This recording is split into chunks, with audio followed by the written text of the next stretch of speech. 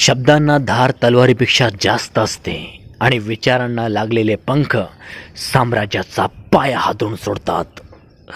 पहिल्या व्हिडिओमध्ये आपण बाबासाहेबांच्या सामाजिक, घटनात्मक, आर्थिक आणि कामगार हक्काच्या संघर्षाचा वादळ प्रवास पाहिला.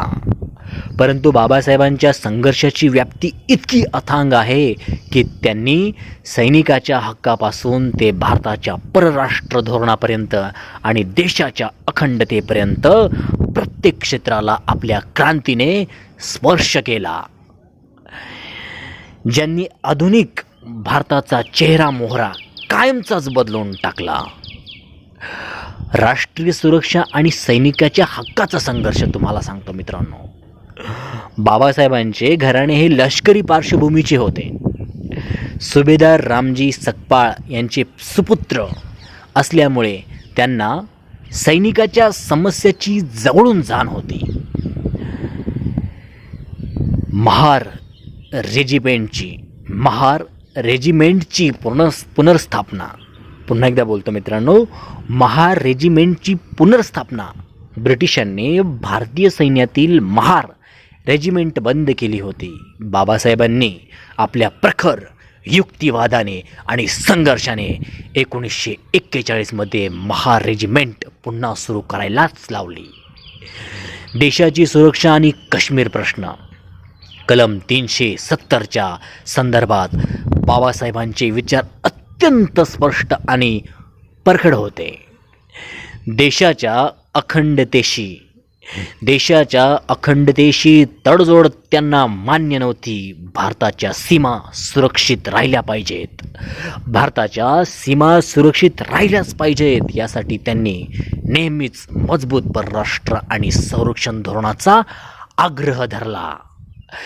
शिक्षण हेच परिवर्तनाचे मुख्य हत्यार. People's education society. बाबासाहेबांना माहीत होते की केवळ कायदे करून समाज बदलणार नाही. बाबासाहेबांना माहीत होते की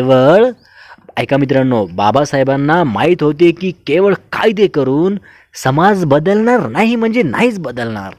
जोपर्यंत शोषित वर्गाच्या हातात पुस्तक येत नाही तोपर्यंत खरी क्रांती होणार नाही. यासाठी त्यांनी स्वतः शिक्षणाची केंद्रे, मित्रांनो परत एकदा बोलतो, जोपर्यंत शोषित वर्गाच्या हातात पुस्तक येत नाही तोपर्यंत खरी क्रांती होणार नाही. यासाठी त्यांनी स्वतः शिक्षणाची केंद्रे उभारण्याचा संघर्ष केला. त्यांनी पीपल्स एज्युकेशन सोसायटीची स्थापना केली. मित्रांनो, या संस्थेच्या माध्यमातून मुंबईत सिद्धार्थ कॉलेज आणि औरंगाबादमध्ये मिलिंद कॉलेज सुरू केले. ज्या दलितांना आणि गरिबांना शिक्षणाची दारे बंद होती, ज्या गरीब पोरांच्या आयुष्यात शिक्षण नावाची गोष्टच नव्हती, शिक्षणच नव्हतं, त्यांनी त्यांच्या शिक्षणाचे दारे उघडली. त्यांच्यासाठी बाबासाहेबांनी ज्ञानाची पंढरी खुली केली. मित्रांनो बघा किती मस्त आहे. त्यांच्यासाठी बाबासाहेबांनी ज्ञानाची पंढरी खुली केली. हॉटेल्स पण सुरू करून ग्रामीण भागातील शेकडो विद्यार्थ्यांना शिक्षप्रवाहात आणले. मित्रांनो, गोलमेज परिषद आणि स्वतंत्र मतदारसंघाचा लढा. मित्रांनो, हे खूप इंटरेस्टिंग आहे. हे तुम्हाला तुमच्या लक्षात राहिलंच पाहिजे.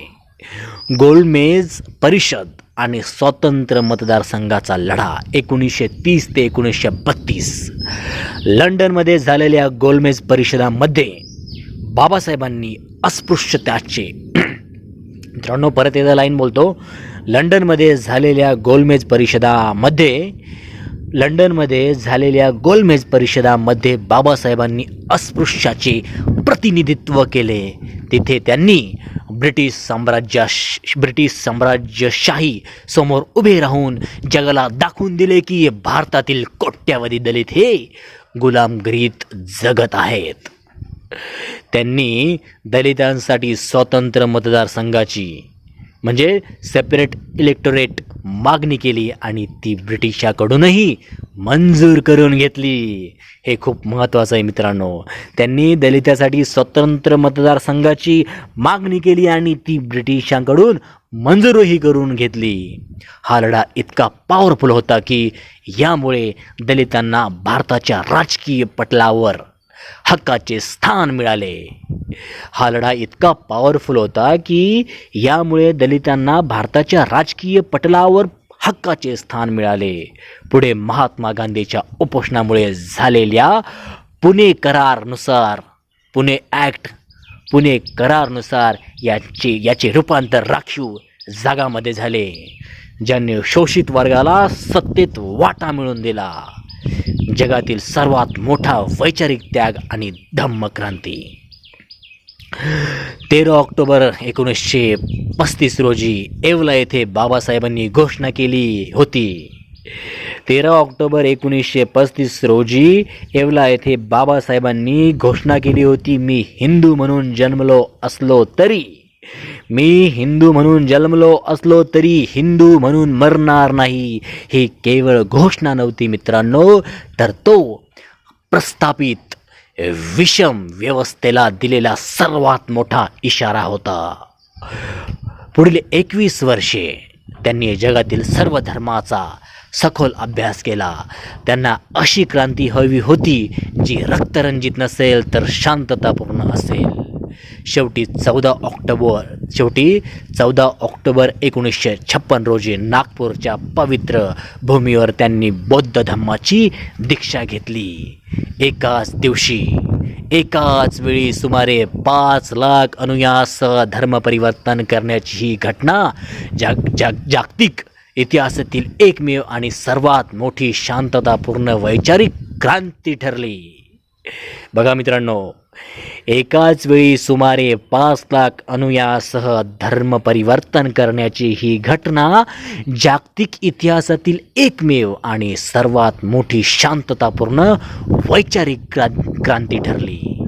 त्यांनी गुलामांचे रूपांतर स्वाभिमानी माणसात केले. एका युगाचा अंत आणि अजरामर विचार. 6 डिसेंबर 1956 रोजी या महामानवाचे महापरिनिर्वाण झाले. बाबासाहेब शारीरिकदृष्ट्या आपल्यातून गेले, परंतु त्यांनी मागे ठेवलेला संघर्ष आणि विचार आजही कोट्यावधी लोकांच्या रक्तवाहिन्यामध्ये धावत आहे. बाबासाहेबांचा संघर्ष हा केवळ एका कालखंडापुरता मर्यादित नव्हता मित्रांनो. आज जेव्हा देशात लोकशाहीवर संकट येते, जेव्हा गरिबावर अन्याय होतो आणि जेव्हा स्वातंत्र्याचा संकोच होतो, तेव्हा प्रत्येक वेळी डॉक्टर बाबासाहेब आंबेडकर हे नाव संघर्षाची पहिली ढाल आणि क्रांतीची शेवटची तलवार बनून उभे राहते. त्यांनी दिलेला जय भीम हा नारा केवळ अभिवादन नाही, तर तो अन्यायाविरुद्ध लढण्याची ताकद देणारा जागतिक सर्वात पॉवरफुल मंत्र आहे. जोपर्यंत सूर्यचंद्र राहतील तोपर्यंत डॉक्टर बाबासाहेबांचे नाव राहील. जय भीम.